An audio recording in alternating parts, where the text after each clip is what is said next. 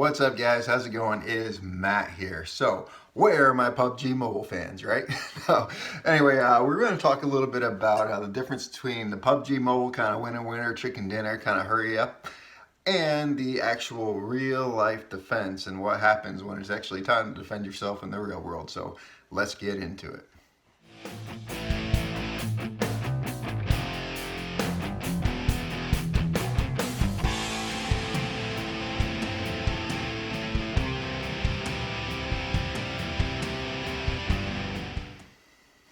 Now, whenever I'm on Instagram or Facebook or anything like that, most of my stuff is fishing these days, but I still see people doing training schools and all that other stuff.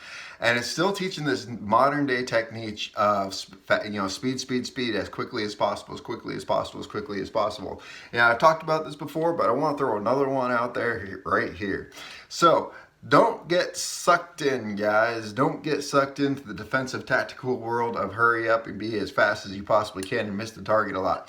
What you need to do is you need to get some real live training from a real live person, or go to someone like Clint Smith at Thunder Ranch or somewhere along the lines of that, who actually teaches firearm defense based on experience and years of training and experience and stuff like that. Because in the military, our saying is the same: slow is smooth, smooth is fast. The biggest problem they see with all these training schools and all this other stuff going on right now is everyone, it's all about like the way how you move. They're running between targets. It's like they're in a IDPA or IPSC competition.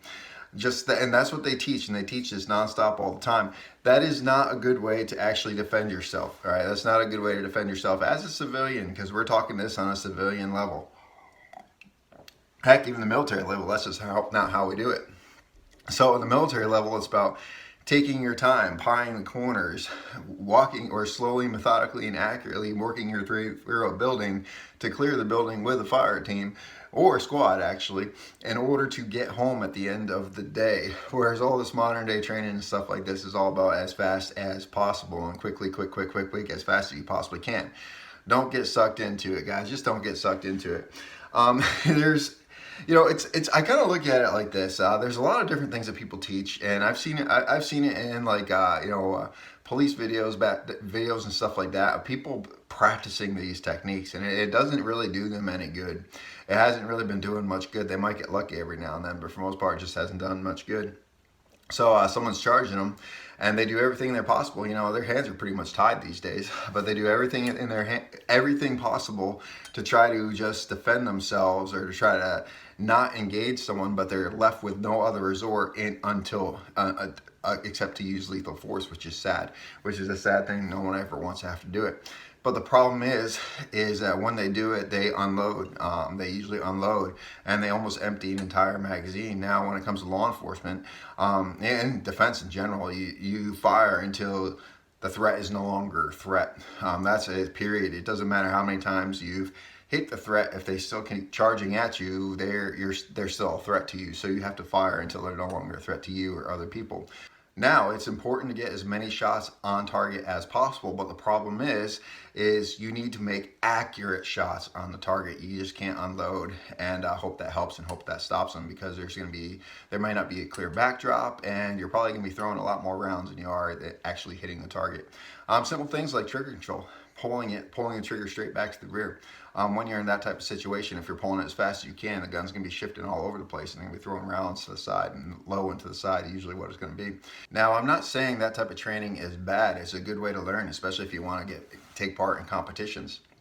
But the thing is you got to be able to separate the two of them. All right, you got to be able to separate between that, and you have to separate between the competition teaching and actual self-defense teaching. As a civilian, if someone comes to your house in the middle of the night, you're not going to be clearing your house like you're in a competition. You just don't want to be doing that. You want to put yourself in a defensive situation. I've said it for years.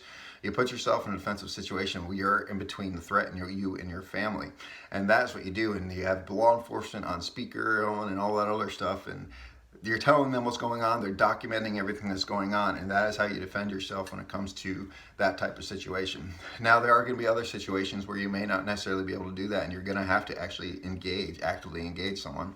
And the only way to actually do that is to, yes, get out there and meet the target. All right, but the problem is you have to do it slowly, you have to do it methodically, and you have to do it accurately. Slow is smooth, smooth is fast, right?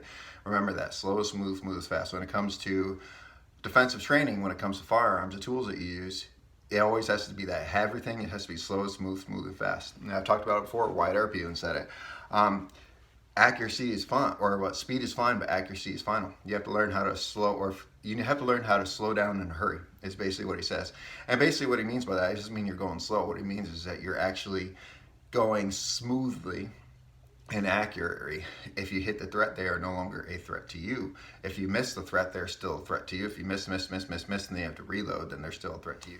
Now, there's one other drill that I wanted to bring up today. So this is the most common drill that I see all the time.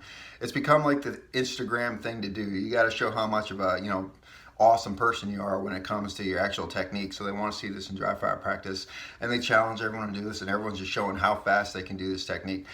It is the loading technique. Now, this has been cleared prior to the video, and I'll be using snap caps, okay? So basically what they do is they point their firearm in a safe direction like this on video, and they squeeze the trigger, boom, and they just go right back into the fight. So if you're like me, if you've been shooting for a long time, also an instructor, if you've been shooting for a long time, what is wrong with that scenario? What is wrong with that scenario? Has anyone picked it up yet, or is that just the thing to see everyone do? That's just what to do.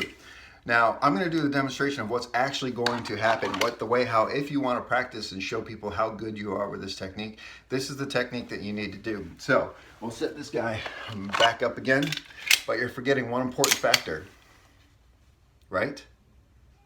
See that little difference there? Muscle memory is about developing the skills that you need to function in a bad situation when the adrenaline kicks in. So if you practice one technique the same thing every single time you do it, that is the only way that you'll be functioning in a bad situation. So if you're pulling the trigger and you do what they do and the slide is back and you practice what they do, you're just going to simply do this and bring it back onto the target again. What's the problem here?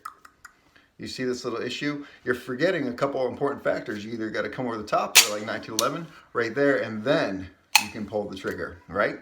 Forget about that little scenario too. So there's a couple things you need to take into consideration when you're doing these dry fire practice training. Is you have to actually use the firearm like it's going to be used in the actual situation. So I'll do the demonstration again so you can see.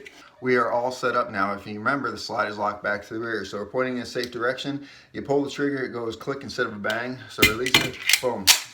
Then you gotta remember to send that slide forward. If you don't practice that in your dry fire training, you are going to forget about doing it when the adrenaline starts dying off, or when the adrenaline kicks in, if you ever find yourself in a bad situation.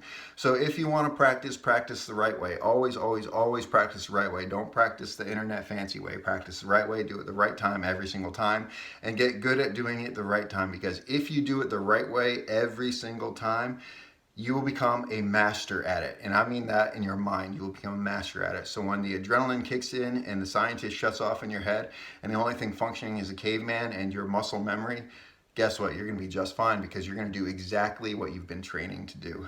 Anyway, guys, if you like this video, like, share, subscribe, tell your friends about me, and remember, it's our responsibility to take care of each other and protect each other. Peace.